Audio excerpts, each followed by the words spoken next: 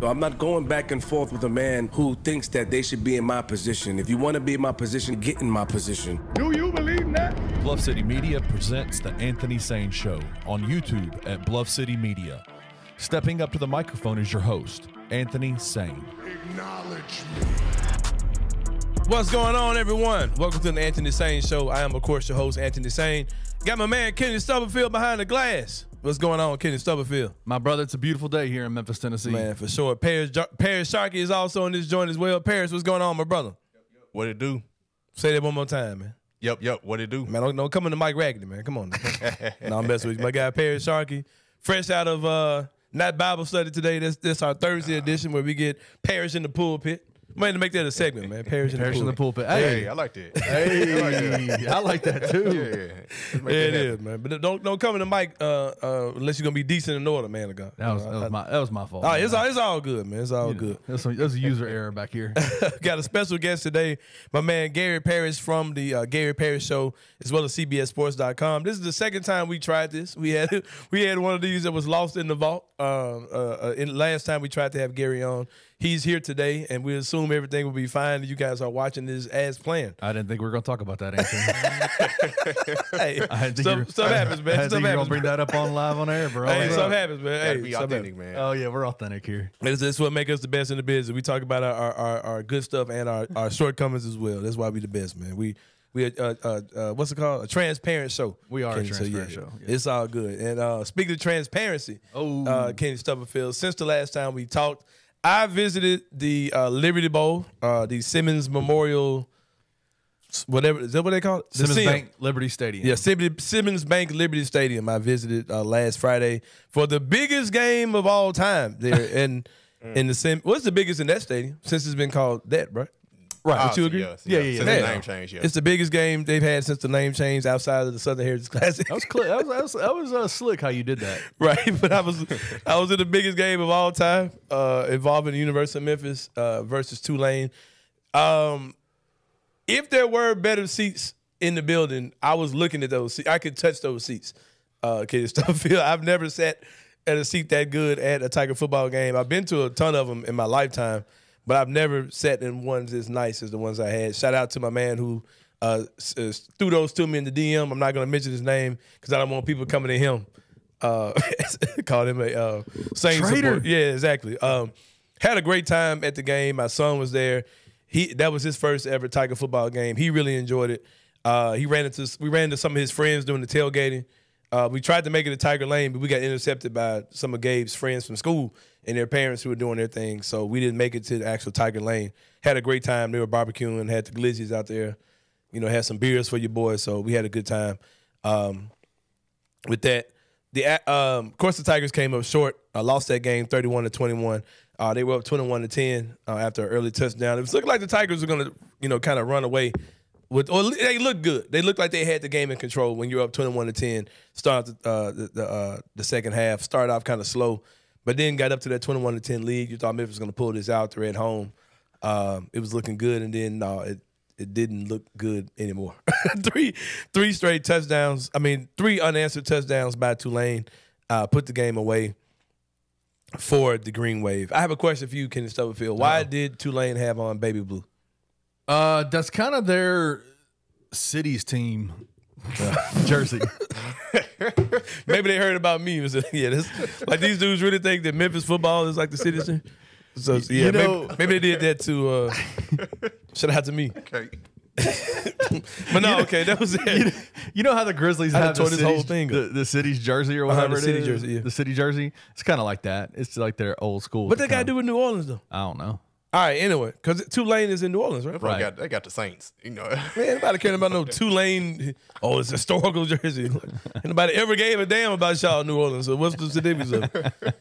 All right, anyway. But yeah, I didn't get that. It looked stupid. I'm used to seeing them with green on. They are the Green Wave. Yeah, that green and white jerseys are fly. Man. Yeah, that baby blue thrown into it looked terrible. But they got on the ass. Some dude took a mock pee. Oh, no. In the end zone. Not a mock pee. That dude didn't pee for real, man. He peed 3 times in the game. Oh, he had a problem. They might need to get that man checked out. No, that's what TJ and Trey were talking about on Untapped. They said that you got to go get him to see a urologist. Here in Memphis. that dude in 30 bad minutes, shape. he peed 3 times on the side wall. Yeah, it ain't gonna get no better for you, young man. You keep living. That's where you are at 21. You're in peak physical condition right now. And can't hold your water. You're gonna be in bad shape.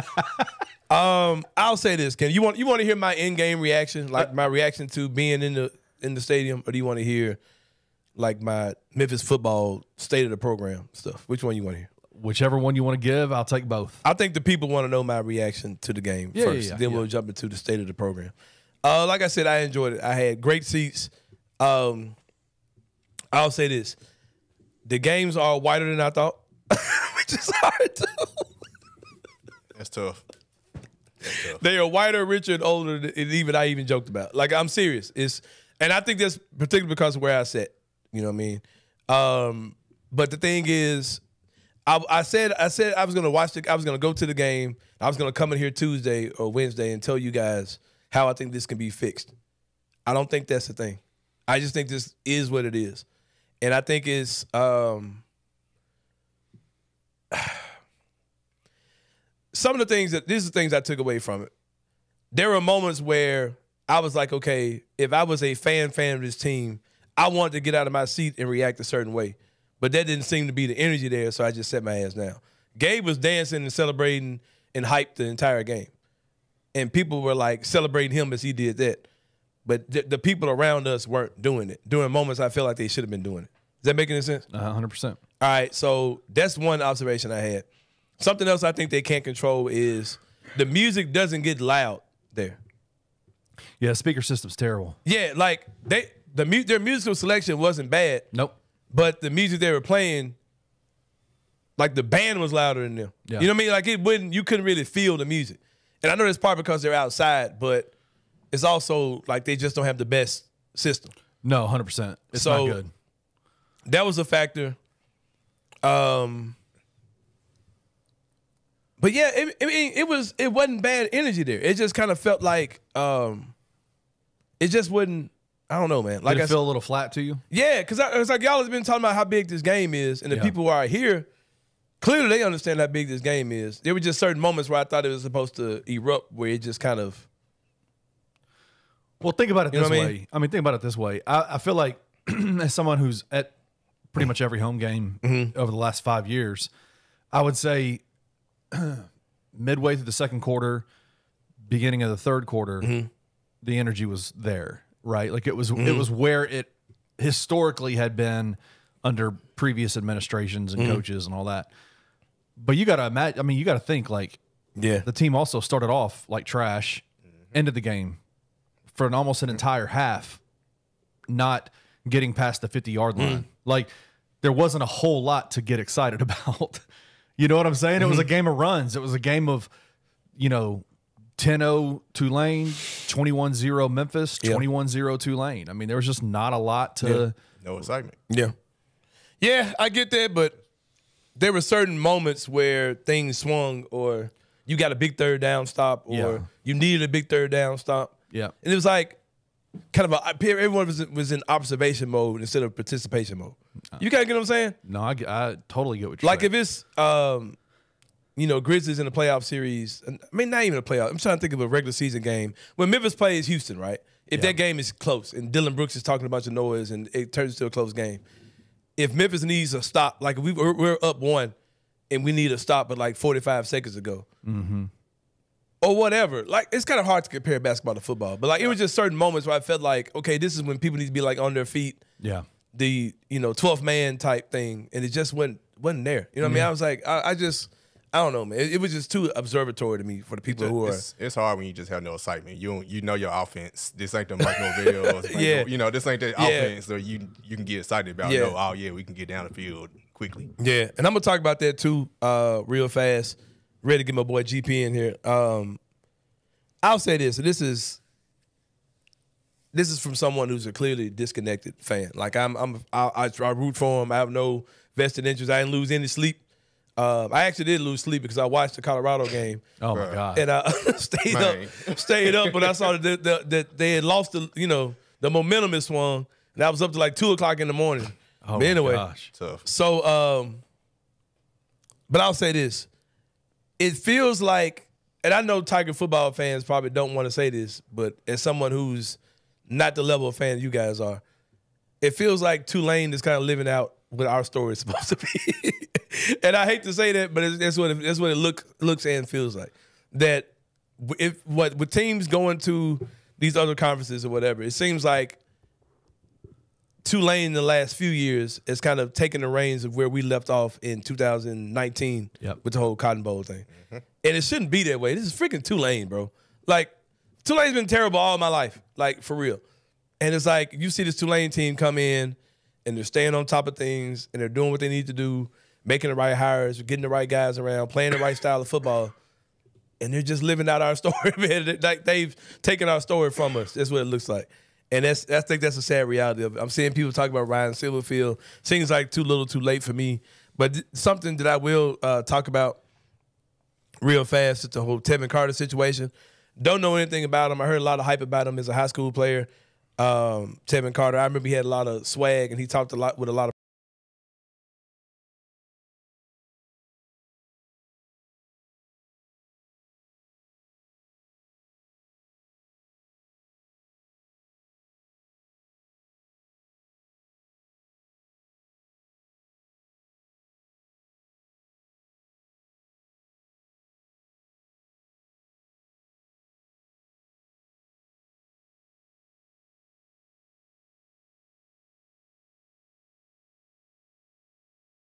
Carter is a redshirt freshman, right? Right.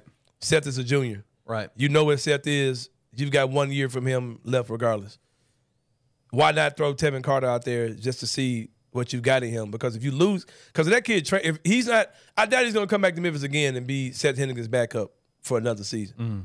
So if you think that kid's got the juice, not this year, next year, the year after that, why not play him more and be like, okay, we're going to invest in this kid that I've got a 3 more year runway from. As opposed to Seth, who I know he's out of here next year anyway. And he might still leave. Seth Hennigan still might leave Memphis. You know what I mean? Yeah. So where are you at on it? Well, I'll say this.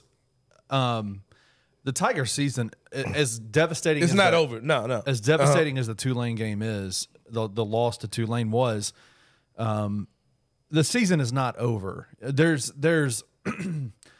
are still pathways to achieve what you wanted to achieve from the beginning of the season. Now, that pathway is they got to win out, right? Like they got to win every game. How feasible is that?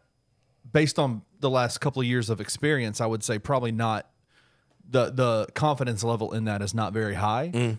But in this moment, right now, Seth Hennigan is the quarterback on this team that can get you wins. Tevin is not. Tevin could be next year, but their season is still in front of them right now. And so if you're looking at basically what that would insinuate to me is if you bench Seth Hennigan and start Tevin Carter, is that you're punting on this season. Tigers cannot afford to do that. They cannot afford to punt on this season because, again, everything that they have, everything they want, an opportunity to play in the AAC championship game, a potential New Year's Six bowl game, is still in front of them. They can still get there. But so in the immediate, knowing what Seth provides and what Tevin can provide, Seth is that guy. Now, Gabe Kuhn last night on the Bluff said, talked about, I could see them putting some packages together specifically for Tevin so you can see what he can do. That's what I'm thinking too. Like you just. I get what you're saying, but you're saying, well, they got to win out. Does that look like a team that's going to win out in any conference? I mean, like a quarterback, they can win out. Well, that's what I'm saying. Like, is it that big of a difference between Seth and this dude? Yeah, there is. I mean, I don't know. There is. Yes, because he didn't look good to me at all the other night. So I'm just, you know, what I mean? So I'm just trying to, you know, is that guy going to win you every game in the rest of the conference season? He is the only chance you have. Yeah. So, yes. And you know I'm pulling for a story about a kid from Memphis who 100%. Talk plenty of shit. I want to see that dude. No, you know what his nickname is on Tigers on Tap? His nickname is Gridiron Penny. Yeah, give me that. Give me that dude. Like that dude is. I mean, he's a dope story. But I would just tell you, like, I root for Tevin. Tevin can. You see him throw the ball, man has a cannon for an arm. He can throw it 70 yards without breaking a sweat. But in terms of just game time, you know, being able to lead a team, being able to, he's just not there yet. Yeah. He's a redshirt freshman. And so you do run the risk of potentially him leaving. You do run the risk of him potentially deciding to move on.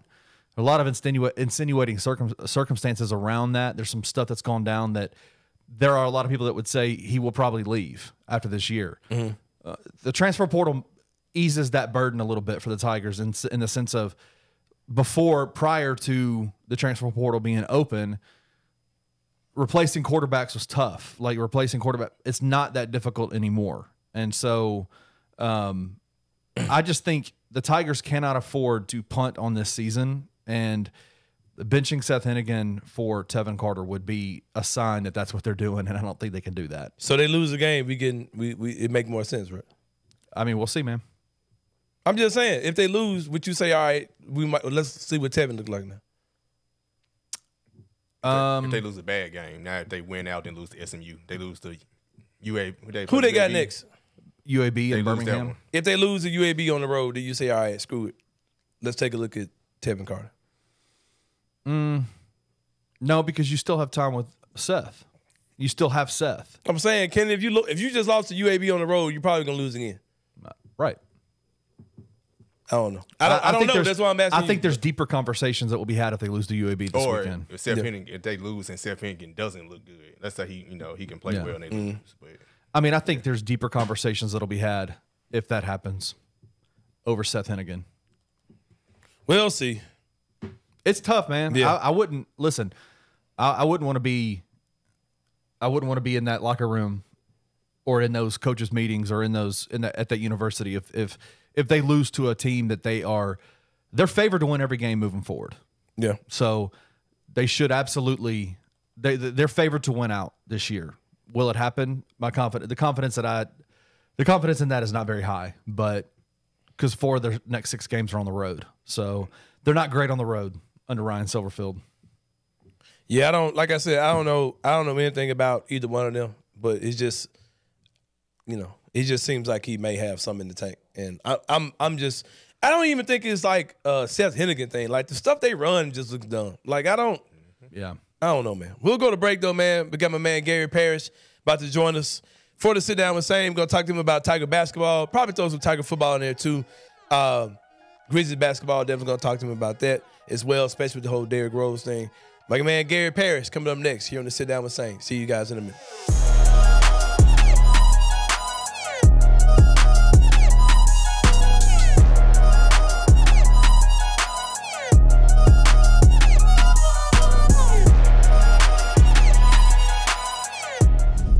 Shout out to freaking Gillis for shout out to Tanner Gillis, dude. Stepping in and looking like a kicker.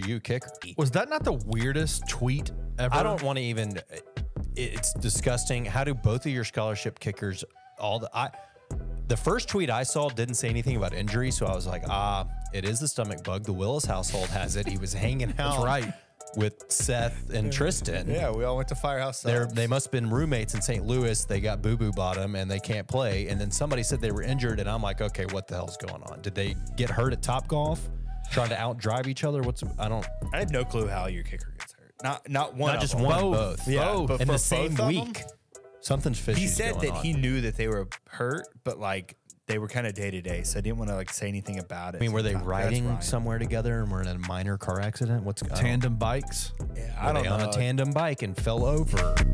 Tune in to Tigers Untapped with TJ Willis and Trey Lasley every Wednesday at 3 p.m. on the Bluff City Media YouTube channel. Patrick Mahomes, however, is going against our favorite people, the Broncos. The Broncos defense heals all wounds in daily fantasy football.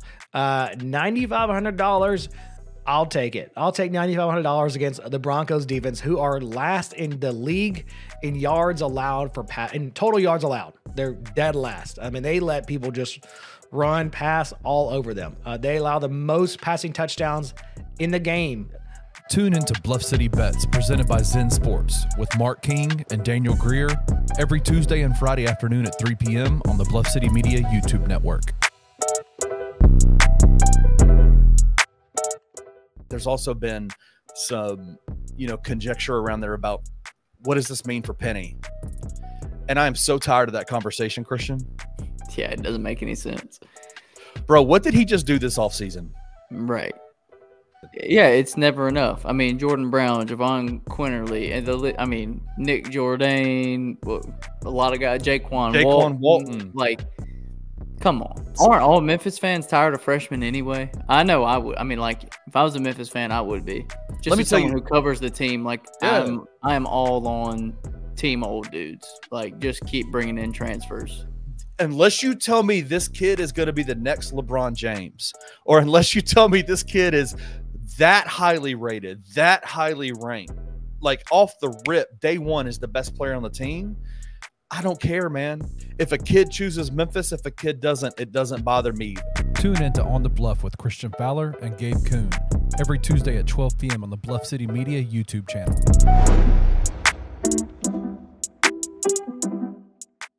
Bluff City Media and Bluff City NIL are proud partners of Coaching for Literacy, a Memphis nonprofit using the power of sports to impact childhood literacy. When you donate to Bluff City NIL through Coaching for Literacy, your gift is 100% tax deductible. This partnership is a win-win-win. Tiger student athletes win in the NIL landscape. Coaching for Literacy wins by engaging Tiger student athletes in this monumental cause. And most importantly, elementary students in Memphis receive support to become strong readers. To donate today, visit coachingforliteracy.org/bluff-city.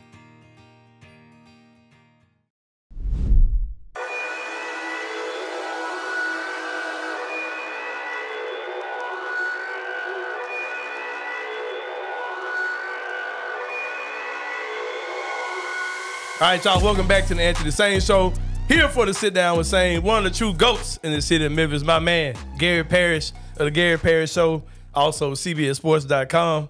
I remember a story I'm going to tell y'all just started off, man, why he's one of my GOATs. I used to be a very petty dude, more petty than y'all think I am now when it came down to arguing with people and like picking fights amongst media members. I kind of had a strategy of I'm going to be as loud and as brash as I can. I'm going to get as many of these guys offended so they'll say something to me, which will spark a conversation.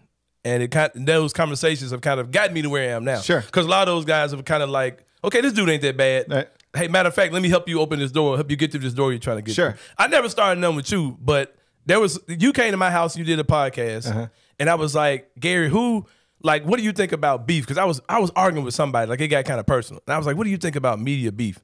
And you was like, man, I don't have media beef because like I have different goals than a lot of these guys have. Break that down for the people. Well, people would always like when I was coming up in this industry, particularly in the city, there was like these unwritten rules of you don't talk about the competition, you don't even acknowledge the competition, and so I'd be at Sports 56, and we're not supposed to talk about anybody anywhere else, and then I was at AM 730, and they were like, you can't mention these other people, and then I get the 92.9, and it's like, so. What do you think of Wolo? And I was like, Dave Woloshin's my friend. Right. Like Dave Woloshin is someone I grew up listening to, and because of my profession has become someone I consider a friend. I love his wife. I love him. I'm happy every time I see him.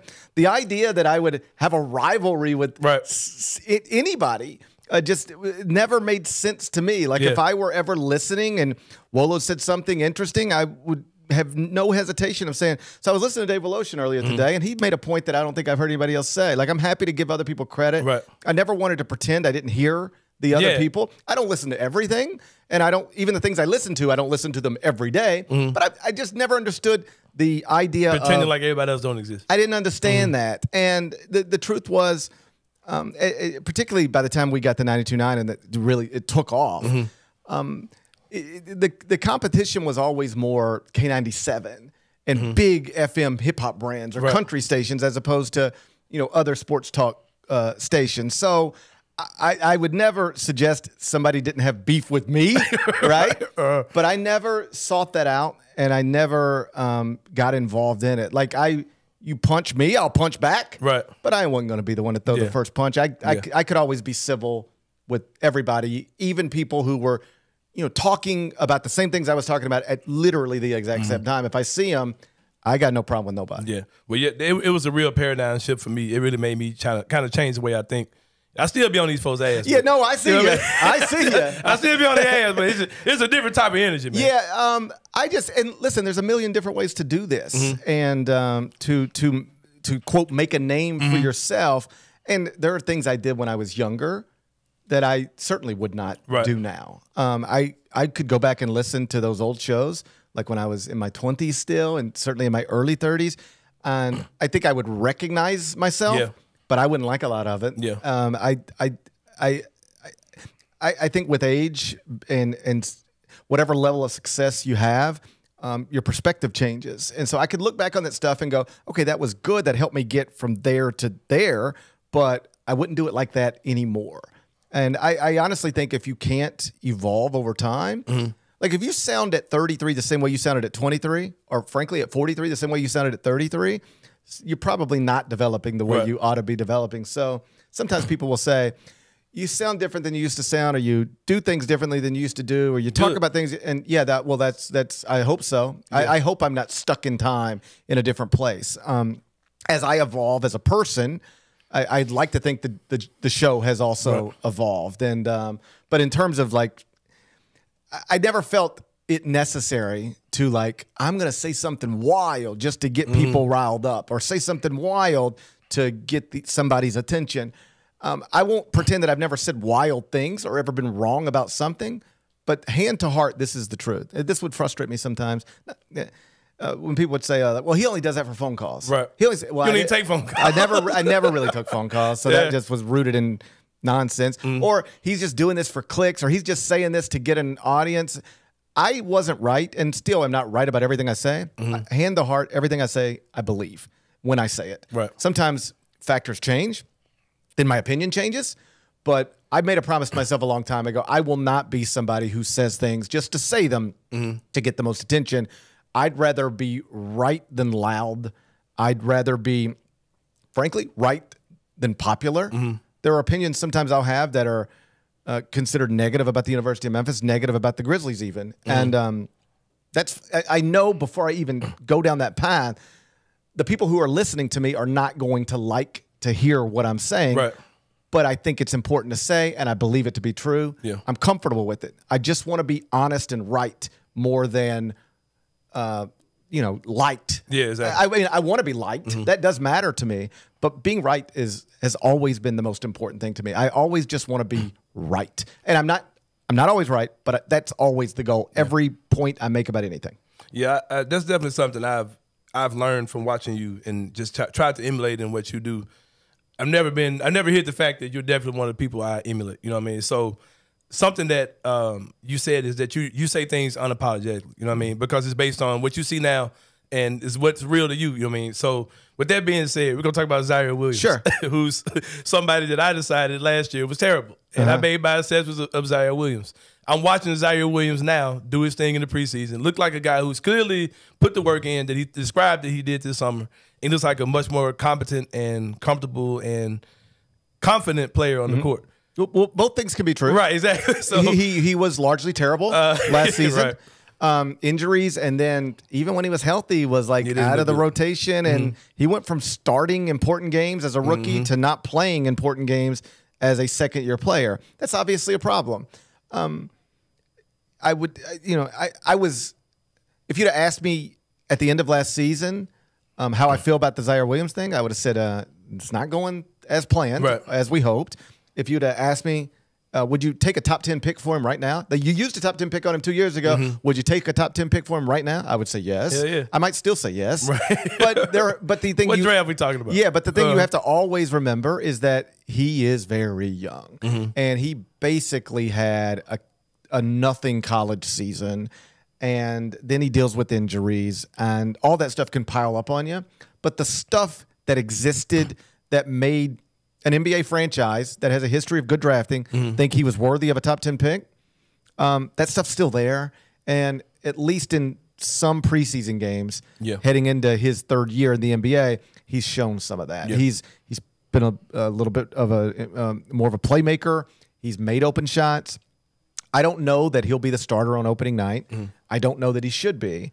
But long term, still the best thing that could happen for the organization would be that Zaire Williams lives up to the expectations that were placed upon him when he was selected 10th in a draft. And there's been some stuff in recent weeks that I think you could label encouraging. Yeah, for sure. Like I said, I said all that to kind of set up like people have this thing like, oh, I'm keeping the receipts and I'm going to remember who said this. We wasn't lying. Like, well, I get it. So that's one. I've reached a point where like anything you say on Twitter, I can ignore it. Right. Like I'm not promising you I'll never pop back at somebody. Sometimes I do. I might today, but I often don't. I would say for every 50 negative comments I get, I might reply to one. I don't get involved. I'm getting there too, man. Yeah, but you don't look like you're getting there. I see you arguing all day long every day.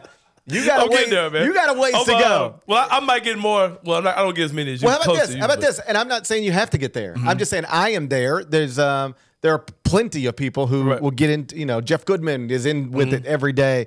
Bomani is in with it every day. So there are different ways to handle social media. I just found it to be largely unproductive. But I do it for calisthenics sometimes. Right, like I don't feel no way. I just okay. Let me just engage in this just for fun. Yeah, that's fun. I used to do it with Facebook more on Twitter because of Facebook. Like you say something ridiculous, I can take 200 words and explain to you why it's ridiculous. I can sort of end this right here. Right. With Twitter, it's just back and forth and back and forth. And I found that to be unproductive. And then on Facebook, I found that I can make this compelling argument and explain to this person why what they're suggesting is actually wrong, and any reasonable person would be able to see it, but they still won't. And it's a waste of time. So I don't even. I sort of made a rule. I'm not going to argue with you unless you live with me. Right. If you live with me, I'll argue with you. You got an invoice for me. You got. If I can give you an invoice for this argument. If you live with me, then I got to deal with you every day. So we might have disagreements about stuff. But if you're outside my home, you largely don't have an impact on my day-to-day life. I'll just leave it alone. But it is frustrating to this point. It is frustrating when people will say, "Oh, well, I remember what you said then." Right. Here's a good example. I know the example you're going. Come on. Well, the one you probably aren't thinking of this. Maybe you are. There's an Indiana column that I wrote a few years ago, and Indiana fans bring it up every time something good happens at Indiana. Like yesterday, they got a commitment from a 5-star prospect, and it was like the column's coming right back at me. And the column was basically, are we sure Indiana is doing the right thing here? Because in Archie Miller's final year, in like 2 years earlier, Archie Miller was the hottest young coach in America. Now he's a bum who can't coach, right? They're 50th at KenPom, and they missed the tournament, but they were top 50 still at KenPom. Yeah. They weren't bad. And so they fire Archie Miller for $10 million, and then like the whole team's in the transfer portal. All right. And in that moment, it was like they just paid $10 million to send their whole top 50 team into the transfer portal to go hire whoever's next. Are we sure this is smart? Yeah. If you went back and read the column and read it with that context, it holds up fine. It's a totally reasonable point in that moment. But then Indiana will go to the NCAA tournament, and people are like, oh, remember when you didn't think? Well, like when I wrote that, you had no players. Right. Your whole team was in the transfer portal. You didn't know who your next coach was going to be. And I never, if you go back and read the column, it never actually says this is a mistake. It's just like, are we sure? Yeah. Like this is going to work out? Are we sure this is smart? And so that's one where on the day that I wrote it, not many people had a problem with it. But then Mike Woodson has a little bit of success at Indiana, and it gets thrown back at me all the time as if it was wrong in that moment. It wasn't. Any opinion you share is an opinion shared in that moment with the information that is available in that moment. Sometimes things change, but that moment didn't change. So I don't know if this is what you're thinking of, but there was a time where, I don't know, maybe year 3, year 2, there was a moment in time where you could say, I don't know if Penny Hardaway is built for this. Like, I was thinking James Wiseman. There's another one. Yeah. Like, I mean, that's one that was a high profile, like very controversial. But there was a time where you could say, I don't know if Penny Hardaway can run a high major college basketball program. You've got chemistry problems, locker room problems. They're not winning as much as they should be winning. They've got COVID problems. They've got vaccine problems. Like maybe this just isn't. Maybe maybe he's, this is hard. Yeah. And I think that was a totally valid opinion to have in that moment. Still, right now, if you ask me the same question, is Penny Hardaway built to run a college basketball? I say, yeah, it looks like it. Yeah. He has settled into the job. He's gotten it figured out. He's gotten it figured out. Both those things can be true. There was a point where it didn't look like it. Now I think it does look like it.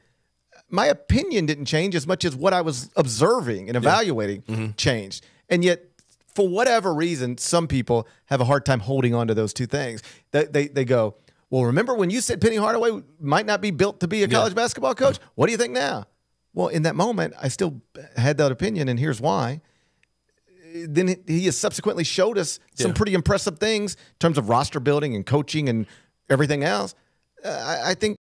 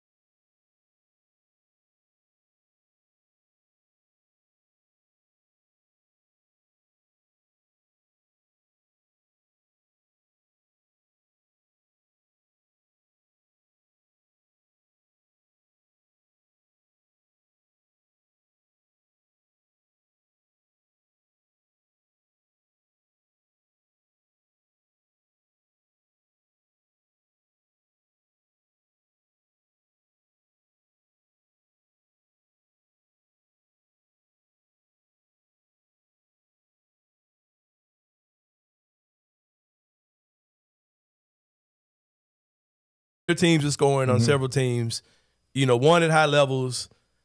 I don't see how that team is not missing the top 25. Just seems egregious to me. So what am I missing in that whole thing?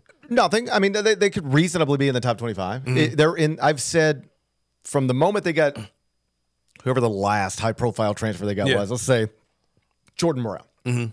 From the moment they got Jordan Brown, and it's going to be Jordan Brown and Javon Quinterly and Caleb Mills, Jaquan Walton. Yeah. I've said that looks like a team that is somewhere in the 25 to 35 range. If you want to have them 25, that's fine with me. I would probably have them somewhere between, I do the top 25 and 1, so that's 26 teams. I would have them somewhere between 27 and 35. That's what I've said.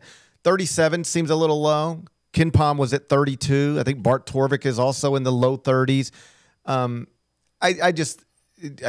think it's, at least in part, they didn't enroll like the high-profile 5-star this thing and that thing, and they're not bringing back a bunch of interesting pieces unless DeAndre Williams is eligible. And if he is, or I should say, if it would have been known yesterday that he was on the team in advance of those AP ballots being submitted, I do think Memphis would be top 25 then. It's just they don't bring back many recognizable faces.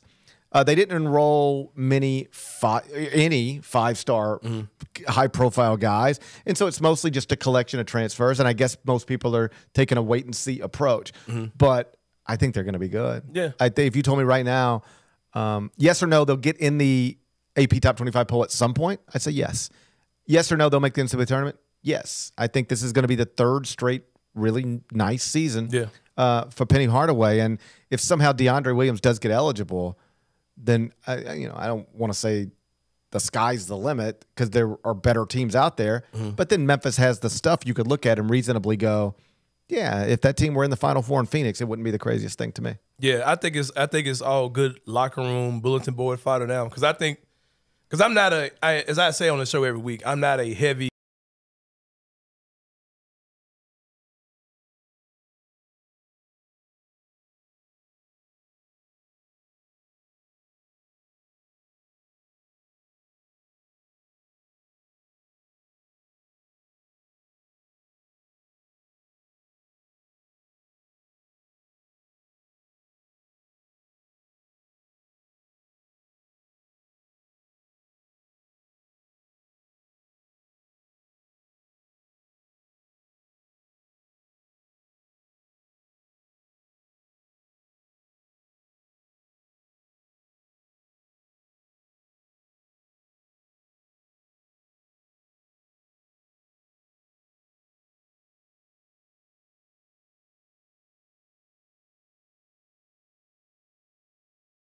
unfamiliar with the players. There was a time, even with John Calipari, where it was like, Joey Dorsey's in his third year or whatever, and Chris Douglas Roberts is in his third year, and Antonio Anderson's in his fourth year, and you knew those people. Yeah. Right now, I could march the Tiger basketball team, down Poplar, and not many people would be like, "Oh, that's Caleb Mills." Right. I saw Caleb Mills and David Jones at the football game, and it took me a while to process. There you go, right? Who they are, right? So I think there's a certain level of unfamiliarity. I think some of it's schedule induced. Like they now play, they for a while played in a bad league. Right. Now it's even worse. So it's when the pro team has the Lakers and the Warriors and the Nuggets coming in, and the best you can do is Florida Atlantic and whatever. Yeah. That's a problem. Yeah. I am not worried. That's the wrong term. But I wonder if Tiger basketball can never grab the city the way it once did. Because my kids, I grew up idolizing or at least looking up to Keith Lee, Andre Turner, Penny Hardaway, Elliot Perry.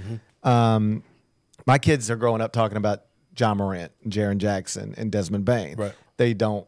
My kids would not know any Memphis basketball player from this team, from last year's team, and I just don't know if kids are growing up with it the way you and I grew up with it. It doesn't mean the same to him because Gabe doesn't know who anybody is. That's right. I don't. I mean, I knew every Memphis player when I was 9 years old. Posters in my room. Yeah, they were like when I was Jordan 9. When I was 9 years old, I watched every Tiger game and knew every player and knew all the stats and everything. I have a 9-year-old. Yeah, he has no idea. He can name you more Kansas City Chiefs than he can Memphis basketball players, and that's something that university is going to have to figure out going forward. Obviously, if we look up in the season and they're 17-2 and ranked 7th in the country, people will be fired up. Right. There's no getting around that. But it used to be people were fired up for a Tiger basketball season heading into every season, right. And there's just that same energy doesn't exist right now for a variety of reasons, some of which we touched on, some of which we probably didn't. Yeah. And you talked about the whole DeAndre Williams situation. There was a report that came out that he was denied his original waiver. I don't know if that's confirmed by the school or not, but that's pretty much the thought that everyone thinks that he was denied a waiver. I think I assume I'm in the minority on what I'm about to say. I've said this several times on the show. Interested in hearing your opinion on it. My whole thing with DeAndre Williams is, yes, I would love to have DeAndre Williams back. I think this team is good with or without DeAndre. If you get him back, you're talking about one of the better bigs in college basketball coming back. It kind of raises the ceiling for this team.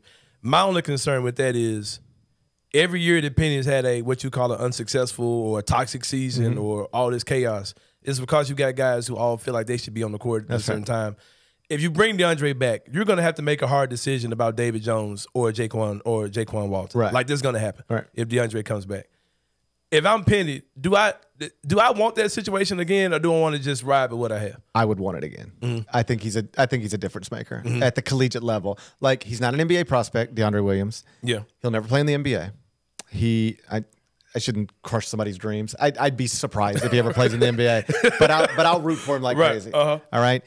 How can you not root for DeAndre? Right. Yeah, he's old and that gets made fun of a lot. You take all and then that. He's crazy. He goes out there, he looks like he's unstable. So it's like, you got to cheer for that dude. Yeah. So take all that set over here. He's a really good college basketball player. He's a really good college basketball player. I would want him on the team. I think Memphis goes from unranked to top 15 just based on the addition of DeAndre Williams.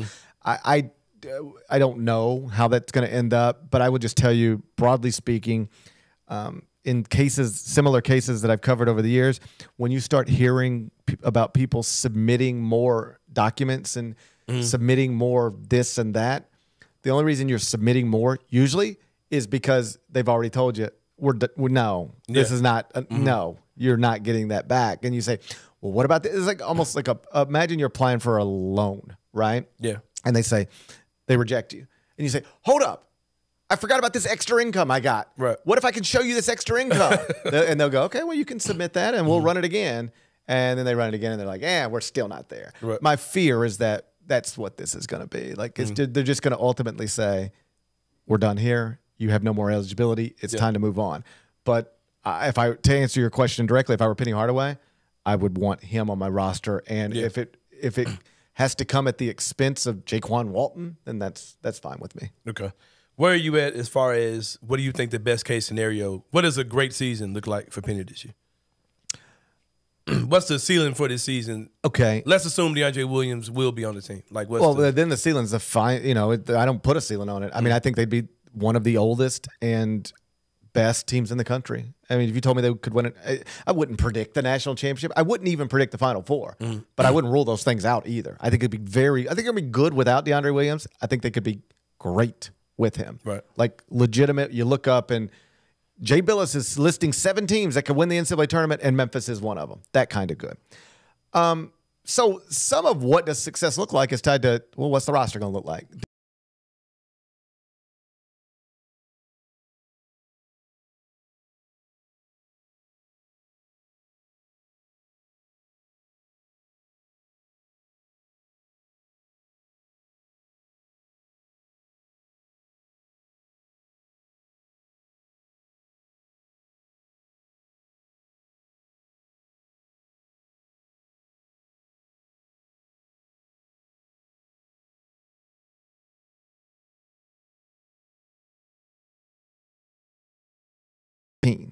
All right, that's the step, and I think with DeAndre Williams, that's got to be the goal.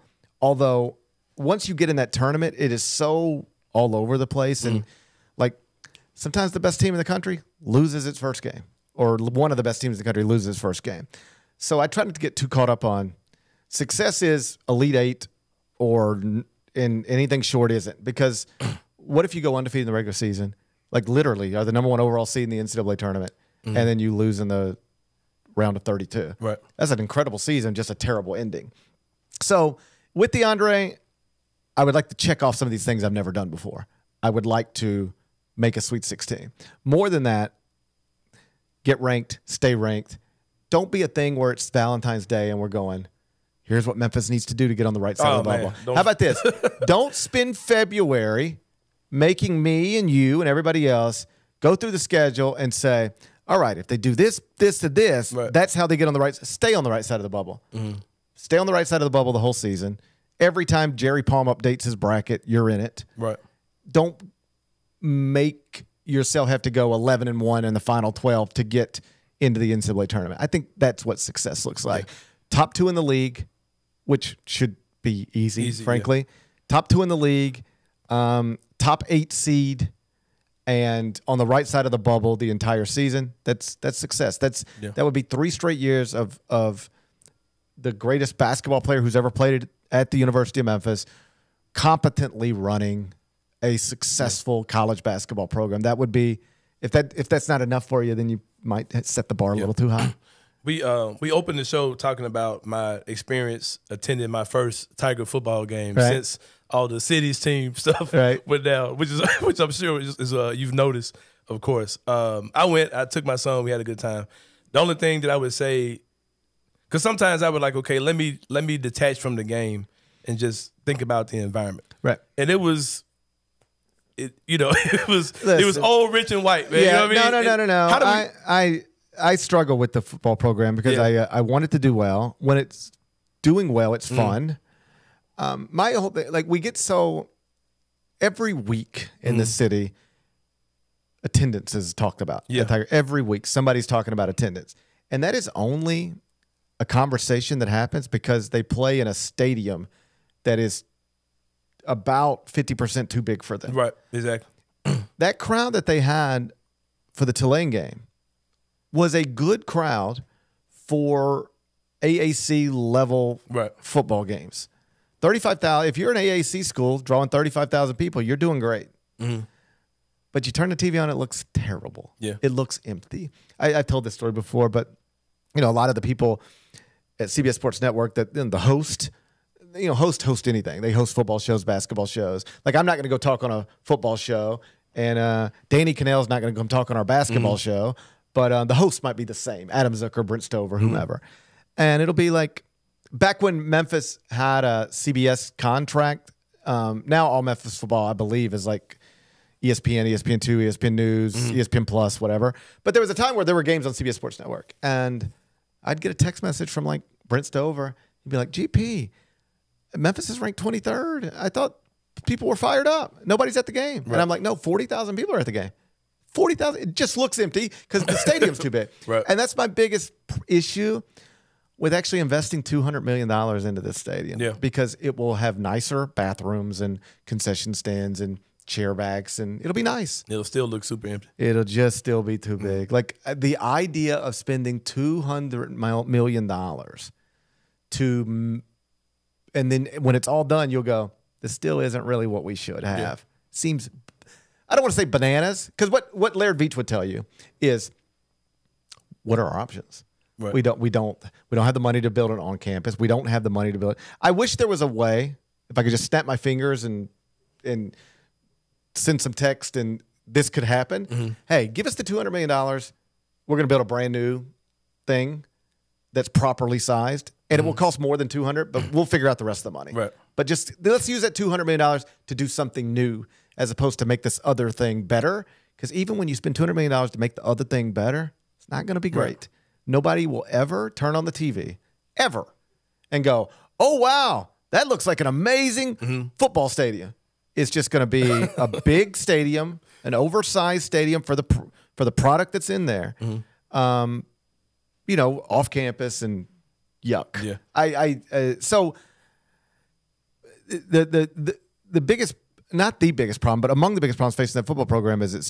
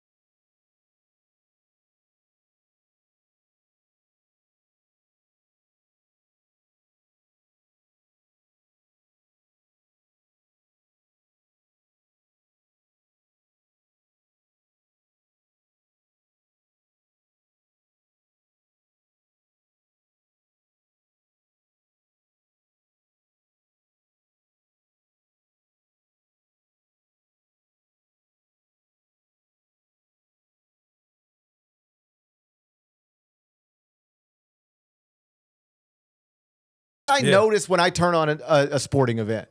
I see the crowd and I go, oh, this is a big deal, or it's not. Right. And every time you turn, with few exceptions, every time you turn on a Memphis football game, even if it is a big deal, it looks like it's not. That game last Friday night was a big deal.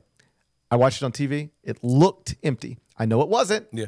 It looked that way because of that stadium. If there's one thing I could change about Memphis sports, big thing, I would have Tiger football in a small on-campus stadium. That's what I would want. And like I said, we talked about in the beginning segment too, like the whole, like I joked about it looking rich, white, and old. I don't know how they can stop that. Like I don't see how you can. I don't think there's any remedy to that, like at all. Like Coach Prime, right? Let Pentecost football too. Like that would be the fix. I don't know, man. Like I don't know. I mean that's getting a little out over the skis for me. Yeah. I don't know how you make people care about something that they don't care they don't inherently care about, other than you provide them with something that feels like theirs, or it's just something that's so awesome, just you want to care about it because, man, it's getting a lot of attention and you've been roped into it a little bit. It's difficult. I don't have a solution for that. Yeah, it's a big stadium in Orange Mound that we can't get the people in Orange Mound to give a shit about, which is odd. But yeah, going back to the Grizzlies stuff, you look at Desmond Bain, you look at Jaren Jackson Jr., those guys look like they're ready to play ball, look like they're regular season ready. Kevin Garnett made some comments talking about, Jaren's going to look in rhythm coming from FIBA. That's clearly what we're seeing with both of those guys. When you go straight from playing high-level basketball, regardless of how it, the outcome of it, you don't have to ramp up. You are ramped up and ready to go. So I don't think it should be a surprise that he's looked good this preseason. He's ready to go. Desmond Bain looks terrific. He looks healthy. He's bouncing it more. He's moving better. I will tell you, it's not quite the same as it was 2 years ago when, if you were talking to somebody in the front office or somebody on the coaching staff, like off the record, and they'd be like, I'm just telling you, Ja's about to be a monster. Like, this is about to take off. There was a lot of that before Ja took off. Yeah. you're hearing that kind of stuff about Desmond Bane right now. Yeah. It's not quite to that level, but I'm telling you, everybody that I've talked to who is in those practices say that he's about to have the best season of his career. Yeah. And it's not even close. And he's already been a borderline all-star level guy. The people in that building right now think that Desmond Bane will be an all-star in this season.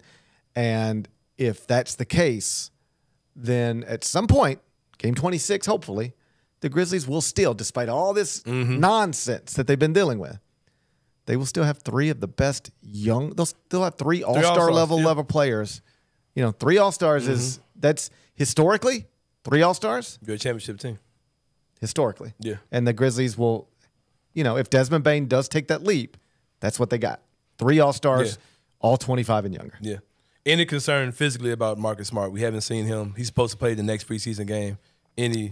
Yes, if only because I don't know. I assumed in last January when Steven Adams got hurt that he would be back because we were all told, oh, it'll be fine. He'll be back. And they just never came back, right? So we have, for the past 2 weeks, been told, oh, Marcus is fine. But he's missed 4 preseason games. Right. And the way it was explained to me was, listen, if tonight was game 1 of the NBA Finals, he would play. Tonight's not game 1 of the NBA Finals. Tonight's a preseason game. He's not going to play. They said that about Steven Adams, too, though. See? They said the same thing. So here's the thing. I think everything's fine. I think Marcus Smart will start on opening night. Hopefully starts final preseason game. But if he does not start that final preseason game, then I'm concerned because they have left the impression they want him to play in this last preseason game. Why wouldn't you? Of course you do. Right. I mean, you want Dame and Giannis on the court together a little bit this preseason and you want Marcus Smart on the court with his teammates. Game 1 counts just as much as game 26, just as much as game 82. So if he's not on the court in that final preseason game, that'll be concerning. But right now, I'm just going to choose to be optimistic and unworried and assume that they're just not messing with a very minor thing, but he'll be ready to go, I guess, next Wednesday night.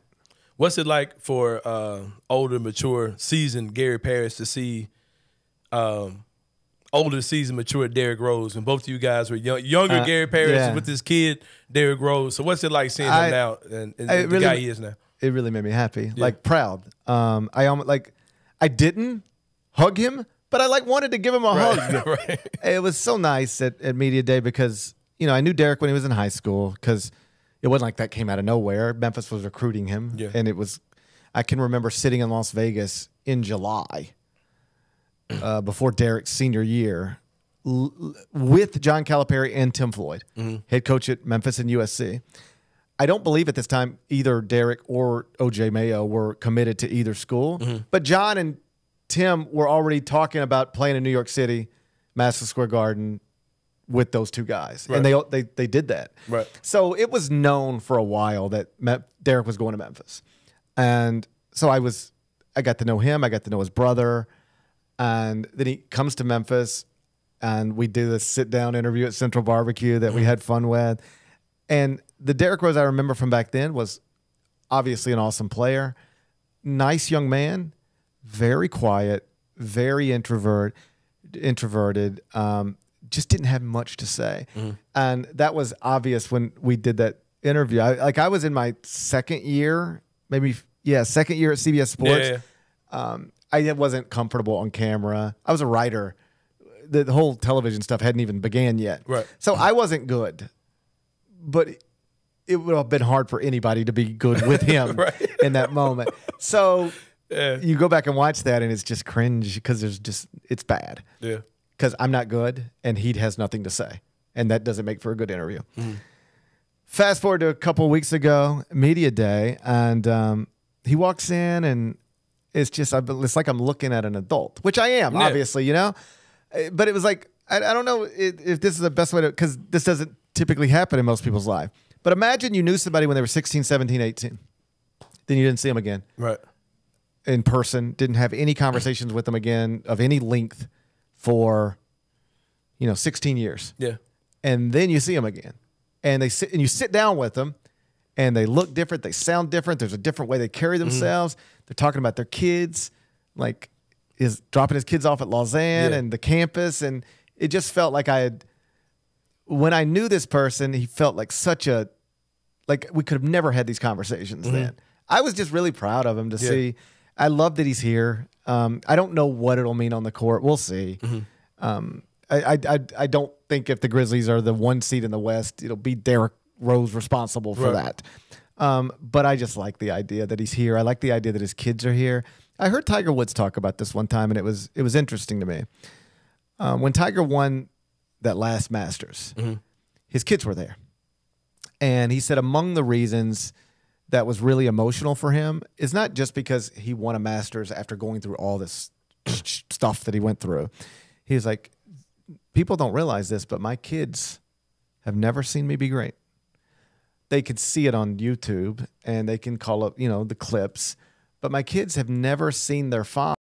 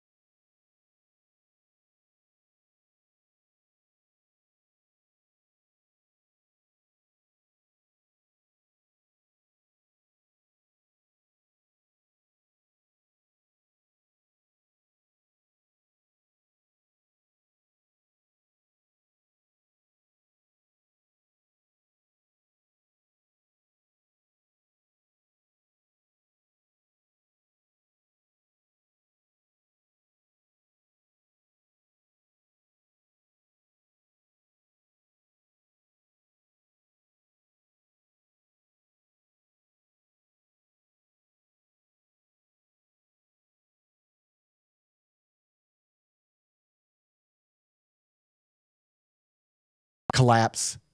It's over. Major disappointment. He gets in a fist fight, leaves school earlier than he otherwise would have, moves out to California. It was like, I was here, then I was gone quickly, abruptly. The banner comes down. My ACT score gets invalidated. Memphis fans, literally some Memphis fans sued Derrick Rose. He must not have felt loved by Memphis or if I just told you at 19, oh, hey, some fans of your school are suing you, you'd be like, F that school, right? So there's been all this stuff in there, and it just seems like it's not there now. And he gets to feel love from the city. His kids will get to watch it, watch their father experience that. I just think it's a great story. I don't know where it goes. It's incredible. But I love it. And like talking to Taylor Jenkins or Zach Kleiman, any of those people, they'll tell you he's been great. He's been great in the practices. His voice matters. You have to understand, if you're Zaire Williams, you were a kid and Derrick Rose was the MVP. Right. You were watching basketball and that guy. And some of these, when we talked to maybe Zaire was one of them, Jake LaRavia, they were like, it's crazy to me that I'm in a locker room with Derrick Rose. He's a real important figure in basketball history. Right. He ain't just sitting there. He's giving me work at practice. Yeah. Like he matters to he matters to young people. He's an iconic figure. And I don't know that he'll be a difference maker as a player for the Grizzlies, but I'm hopeful he can change that locker room. And more than that, I just like seeing him. I just like seeing him and for sure, man. And seeing somebody who I knew he's been through a lot.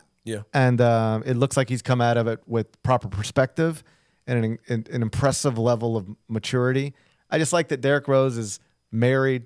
His kids are in private schools, and he's living in the place where he went to college. I love the story. Yeah, it's great. It's great for sure. This is my man, Gary Parrish, man. Y'all know who he is. The GOAT, Gary Parrish himself, man. From the Gary Parrish Show, CBSSports.com. Gary, I appreciate you coming on, man. Brother, anytime. I'm always happy to see you. I'm happy for your success. I appreciate you inviting me, and thank you for all the kind words. Man, thank you, bro. I appreciate you. Well, we're about to take a break now. When we come back, it's a three-pointer here on the Anthony Sain Show. See y'all in a minute.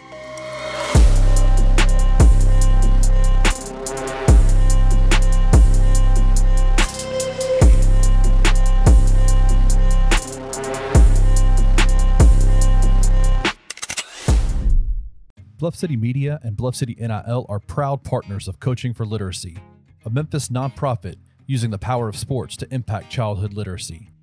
When you donate to Bluff City NIL through Coaching for Literacy, your gift is 100% tax deductible. This partnership is a win-win-win. Tiger student athletes win in the NIL landscape, Coaching for Literacy wins by engaging Tiger student athletes in this monumental cause. And most importantly, elementary students in Memphis receive support to become strong readers. To donate today, visit coachingforliteracy.org/bluff-city. And I wonder if Silverfield's time in the NFL is the reason for this, but it feels like a much more NFL style 100%. To do that, as opposed to what you see a lot in college is just keep doing your thing, keep putting up points. I think style points really only matter if your job is on the line or you are playing a ranked opponent. I think that's really the only Or time. You're at a place like Memphis where you have, like, you don't have a huge core fan base. That may not be the case at all college football programs. Yeah. But definitely in Memphis where you have, a core of 25,000-ish fans that are fans, and then you've got to bring in 10, 15 casual that are, their number one team is somewhere else. But if you're exciting and fun, they're going to come to a Thursday night game against Navy when their team's not playing. But I think you also get that if you just win. Tune in to Tigers Untapped with TJ Willis and Trey Lasley every Wednesday at 3 p.m. on the Bluff City Media YouTube channel. And this is going to be Gabe Davis, over 19.5 longest receptions, -110. I know I saw this over at DraftKings. This is a guy who's went now 6 games in a row dating back to last year. And so he has hit this, and it's not even close. Like, some people are all over his over 2.5 receptions against the Jaguars, over his, I think it's 41 or 46.5 receiving yards. He is a guy who catches deep balls. Tune into Bluff City Bets presented by Zen Sports with Mark King and Daniel Greer every Tuesday and Friday afternoon at 3 p.m. on the Bluff City Media YouTube network. When they were called on, players, coaches, whatever it is, to call plays, to make plays, they could not do it. And it's a microcosm of the last 2.5 years. You get in these games against teams that are supposed to beat you or that are toss-up games against good opponents, and more times than not, you end up losing. They tend to win the games they're supposed to win and lose the games that they're supposed to lose. At some point, you have to get over top. You want to be the best team in the AAC. You want to be the best team in the group of 5. Got to win those games. You got to beat Tulane. I don't give a damn if Tulane beat USC last year. I don't give a damn if Tulane is at the top of the group of 5 this year. If you are the program that you say you are, if you're setting these expectations to win the AAC, to get conference championships, you have to beat that damn team no matter how good they are. We've seen what this program could be, and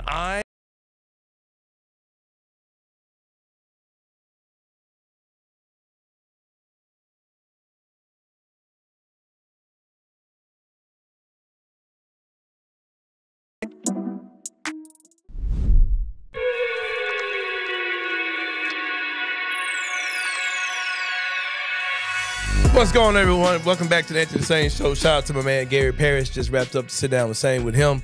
Time for the 3-pointer, man, where we talk about 3 things going on in the world of sports that are on my brain. Number 1, Kenny Stubblefield, nasty stuff continues. Kevin Porter Jr. traded from the Houston Rockets to the Oklahoma City Thunder. Yeah, of course. It is crazy, man. That like the same. We talked about this last week, how the whole media plan thing, and I said that very partly in just, like, probably 5% was joking, 95% for real.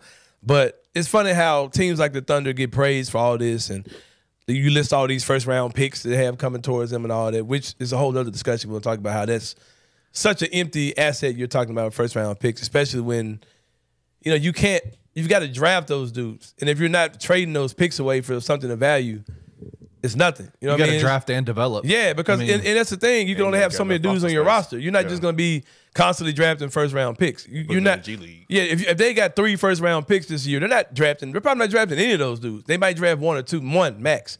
You know what I mean? So those first-round picks really don't mean anything. And you can very well see a situation where the Thunder are giving away picks, a dime a dozen. Like when they're giving them away for less than the value. It's kind of what Boston did a few years back.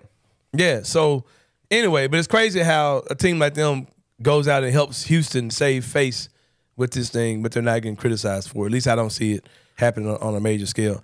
When this whole thing first happened, I talked about how nasty I thought it was that we're talking about this situation as if he's not a person. And I'm not saying internet to defend him. What I'm saying is we're talking about what's this mean for the Houston Rockets? Yeah, all that type of stuff. Like, man, like wave that dude and keep it moving or whatever. And I see that they did this trade or whatever.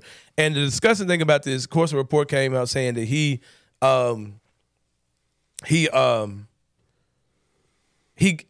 that the whole thing about him breaking the young lady's neck didn't happen or something like that. I'm like, and then people are like, yeah, it's gonna be. I told you, need to be some loud apologies. Like, no, man, like, what is wrong with y'all? Like, all the other stuff that they said he still did is still out there. Like this particular thing, oh yeah, he didn't break her neck, so let's change the whole narrative.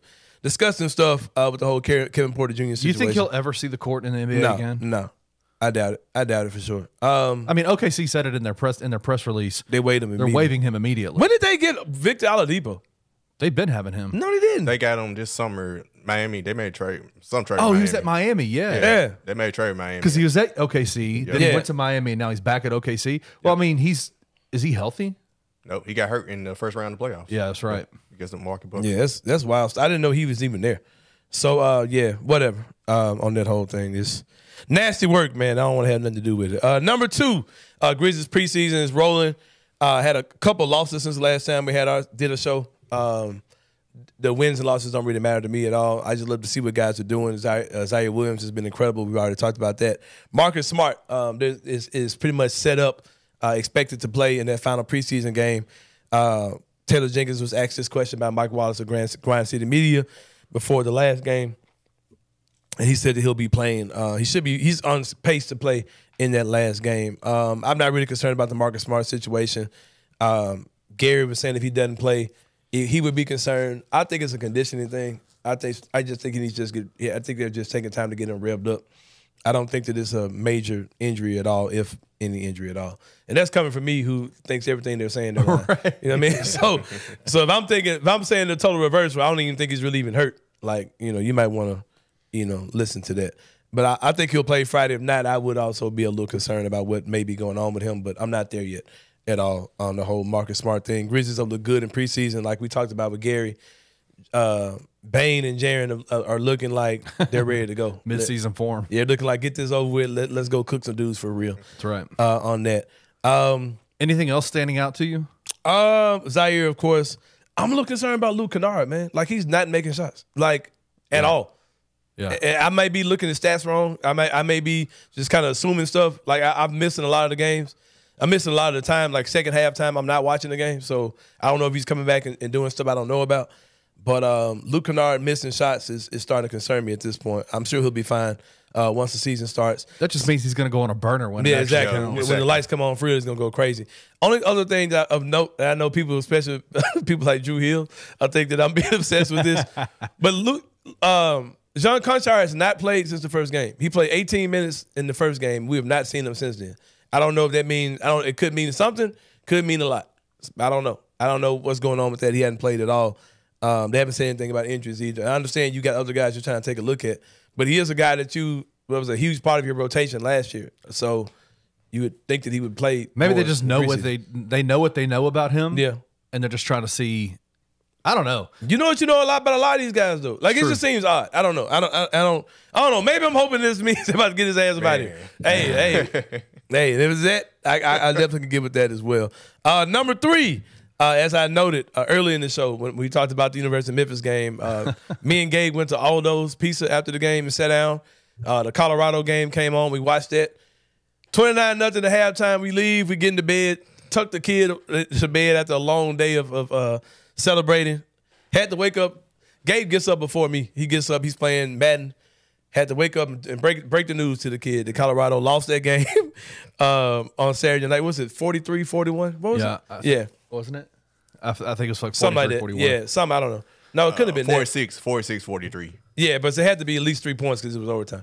But yeah, lost that game to Stanford. Don't know. All I saw was when the game was at 10, when they were up by 10, and that's in the fourth quarter, I believe. And I was like, how in the world did this happen?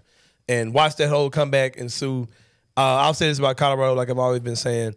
I think we all see what he's missing. It's just a matter of time of him getting what he needs, whether that's coaching, whether it's offensive line, defensive line. I think he has all the tools in the world to get what he needs. So, but yeah, disgusting loss. And the memes they getting off on my boy, man. The Michael Jordan one. Got the man looking crazy. That caught angles of Coach Prime just looking crazy in the game. For sure, man. But yeah, shout out to Colorado losing that big loss for them against Stanford. I will say this. They showed a video of the locker room. Mm-hmm. You know that man's got a platform in the middle of the locker room that he stands up on, and everybody gathers around him as he talks. Hey, he's that dude, man. I love it. Oh, yeah, he's Coach Prime. I was like, there ain't nobody. Who else does? This is so dope, man. Oh, yeah, I'm super down for it. All of my Coach Prime T-shirts I've ordered have been delivered. Gabe's glasses have been delivered. I had mine on. Last week he had his on at the Tiger football game. Yeah, man. Don't think this Coach Prime train is dying, man, because I'm here for all of it for sure. We're about to take a break, man. We're going to have some fun talking about 2 viral videos that are going on in the dating world. And we'll talk about those and more here on the Anthony Sain Show when we come back. See you guys in a minute.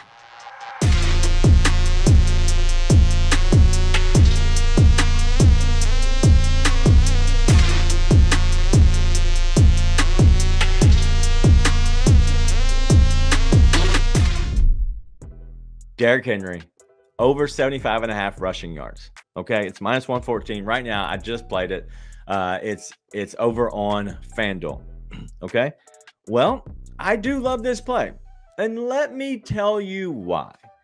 I'm gonna pull up the stats real quick that I have over here on my buddy Derrick Henry.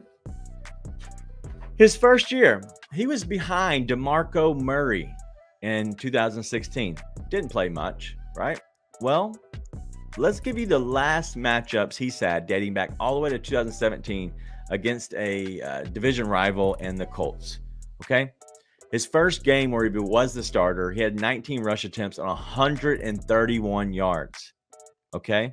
Let me give you those five games leading up into 2019.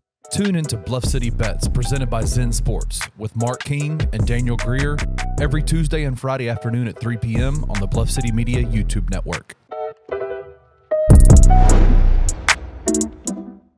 The issues that we've talked about all year, the biggest keys that we've laid out for this season to be successful, for them to win games, they failed. Yep. This offense can't find any consistency, and it is causing them to lose games. If the offense was more consistent, they would be undefeated right now. And then just looking back, being in the stadium, 21-10, 10 minutes left. 10 minutes left in the third quarter. I wish you could just capture that energy and put it in a bottle. Right. Right? The positive momentum, the feeling from everybody within that stadium was something I haven't seen since 2019, quite frankly. I believe it. And you see how close they are, but then you watch, halfway through that third quarter into the fourth quarter, and you see how far away they are as well. Tune in to On the Bluff with Christian Fowler and Gabe Kuhn every Tuesday at 12 p.m. on the Bluff City Media YouTube channel.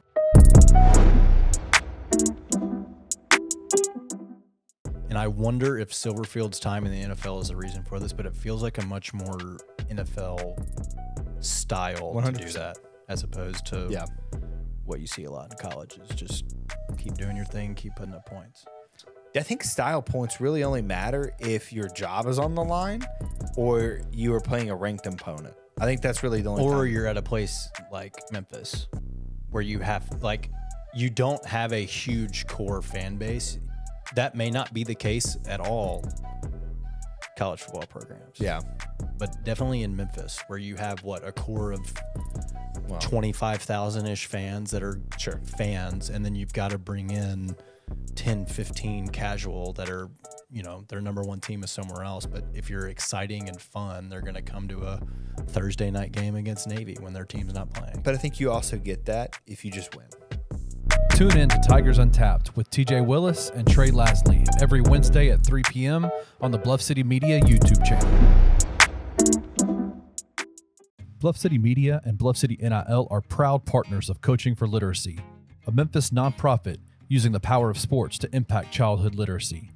When you donate to Bluff City NIL through Coaching for Literacy, your gift is 100% tax deductible. This partnership is a win-win-win. Tiger student athletes win in the NIL landscape.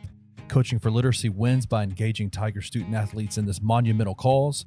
And most importantly, elementary students in Memphis receive support to become strong readers. To donate today, visit coachingforliteracy.org/bluff-city.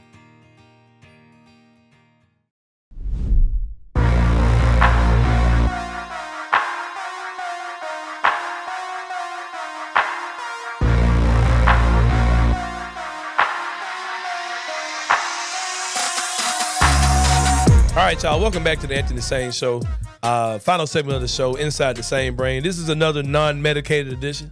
Kenny Stubblefield. I ain't had any glaucoma medication talks in a while.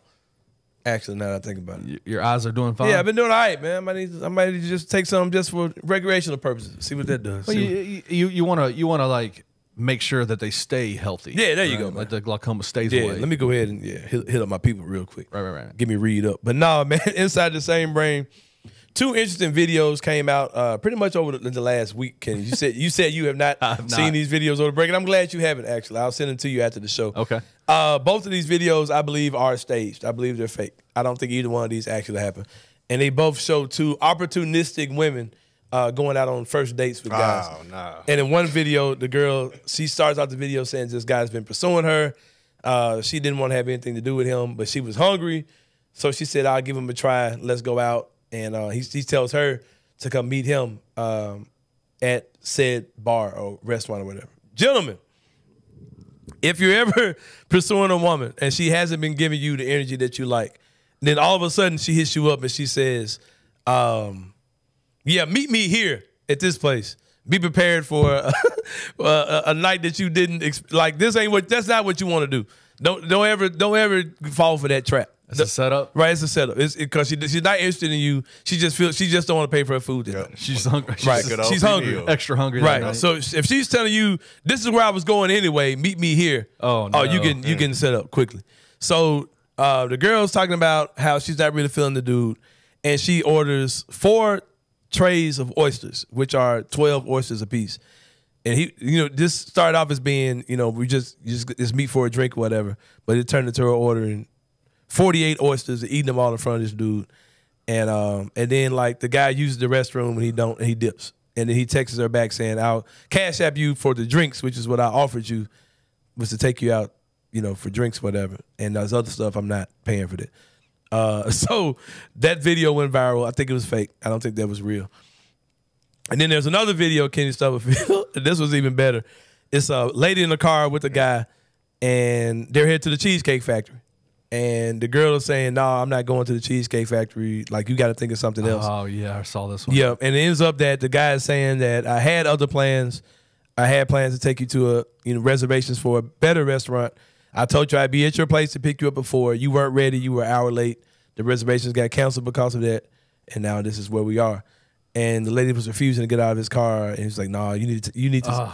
It was, and both of them absolutely fake, man. You think so? Yeah, I think both of them are. And I think I know the one with the Cheesecake Factory was because the people somebody tagged the person who actually did it, and that's kind of what they do. I got you. But those, fake or not, that's 2 real scenarios, man. Take this from a guy who's been divorced since 2017. And going from, because I got married during an era that's totally different than the era we're in now. Social media happened since I got married. Oh, God. Dating apps happened since I got married. They got something called, good God, what is it called? Like it's not a blind date. It's called a Insta date or something like that. You heard of that, Parrish? It's something like not Insta date, flash date or something. It's something, man. But basically, there are so many now. Basically, like y'all pick a spot, right? And if the guy is interested in you, he'll come talk to you. If not, he's just gonna totally ignore you, and you just move on. You get what I'm saying, Ken? Yeah. Wow. It's just like I say, hey, meet me at so-and-so, meet me at Starbucks. And we meet at Starbucks. So he knows what she looks like, but she doesn't know what he looks like? Yeah, you both know what they look like. But the guy makes a decision. Yes, I want to actually have this date with you, or I don't. So and the if guy he don't, makes it. Can the woman say no? I think it goes both ways. Okay. But the ones I saw, it was a dude doing it. Oh wow. But if you agree to it, you say let's have I don't know what it's called, whatever type of date this is. Let's have one of those. And if I'm feeling you, we'll have the date. And if not, I instantly end it and I'm gone. Oh wow. Like it's basically like to protect from catfishing, they say, or something like that. But I'm like, y'all can't video call. Like it's all dumb, man. Like that's the times we live in. And I know, and I got upset about it because I didn't get upset. I just kind of shared my thoughts about this whole thing, and I know I was being snappy about it. People were talking about the whole Cheesecake Factory thing, right? And my whole thing was like, you heard women saying, "Hey, well, I'm used to this," or, I don't do Cheesecake Factory either. I got to do this, and you got to do this. I'm like, y'all love talking about like these dope ass, awesome first date experiences you had, and guys took you out of town and did this and did that. Like, why y'all ain't married to none of these dudes? Right. Like, why y'all not in a relationship with these? Like we as a people, we talk too much about these great 30-day probationary dating experiences, but we can't talk about like long-lasting relationships where something turned into a family or a marriage or true love or something that's substantial that someone could eat from. It's all just a bunch of like what some dude like moments. Watching too much TV. Yeah, like and I said this, man. Right. Like Love Is Blind type shit. Yep. And I'm glad you said that because I said this to somebody too. We live in a time where I as a young man who's divorced, who has a long history of dating women, man, since I've been divorced. You encounter women who, and I hope no one's offended by this. This is just my personal experience. You encounter women who are products of the reality TV era. Man. Who are in their 30s, 20s, 40s, whatever you're doing, and they are products of that era. They were raised by watching reality television, and it's made the dating world goofy as shit. Like that's for real. Like it's crazy. Like you're and I tell people if you find somebody nice, get with them. You know what I mean? Because there's a lot of people who are hypnotized by bullshit that's not even real. Like this, so many people are talking about this Will Smith, Jada Pinkett stuff. Like we don't know shit about them people, man. Nah, we know what they're telling us, what they want us to know, and we don't even know if that's real. And the thing with Will and Jada is that we've known they've had an open bedroom, open relationship. They've been swinging, all these things. That was public knowledge forever. Like what? They're talking about, well, he cheated on her. How y'all cheating? Y'all swing. Y'all get open relationships. Like what do you? What's cheating at that point? You know what I mean? What does that even look like? And all this stuff that people are saying, we don't know anything about these people, man. And we're so starstruck, we're so celebrity driven, and reality TV just have us so screwed up in the mind that, man, the dating scene is just freaking goofy, man. Like it's crazy. But yeah, but like I said, I couldn't imagine. No. I could imagine being in the world. Yeah, in that world. the moral of this story. If you learn two lessons from this, these are the two you learn. Gentlemen, if you're sitting at the house doing nothing and a girl invites you out and tells you where to go, and especially say if she's already up there, stay your ass at home. Don't get up and go. I hope there's something that video taught the men at home. And number two, ladies, if a man makes reservations for you, don't be late. Be on time. Because if not, you're going to end up at Cheesecake Factory for sure. Which is pretty just fuck me. I don't understand the issue. Hey, man. Cheesecake Factory. But yeah. I like the Cheesecake Factory. There's a lot of options. A lot of shit their menu is like reading an encyclopedia. It is what it is. But yeah, man, it's another show under our belts, man. For Kenny Stubblefield behind the glass, for Parrish Sharkey. This is Anthony Sain. We appreciate you guys. See y'all next time, y'all, and we out. Thank you for listening to the Anthony Sain Show. If you enjoyed this episode, leave a rating and a review wherever you download your podcasts. Also, like and subscribe to Bluff City Media's YouTube page. For comprehensive coverage of Memphis sports, head over to www.bluffcitymedia.co and find out how you can become an insider. We will see you back here next week.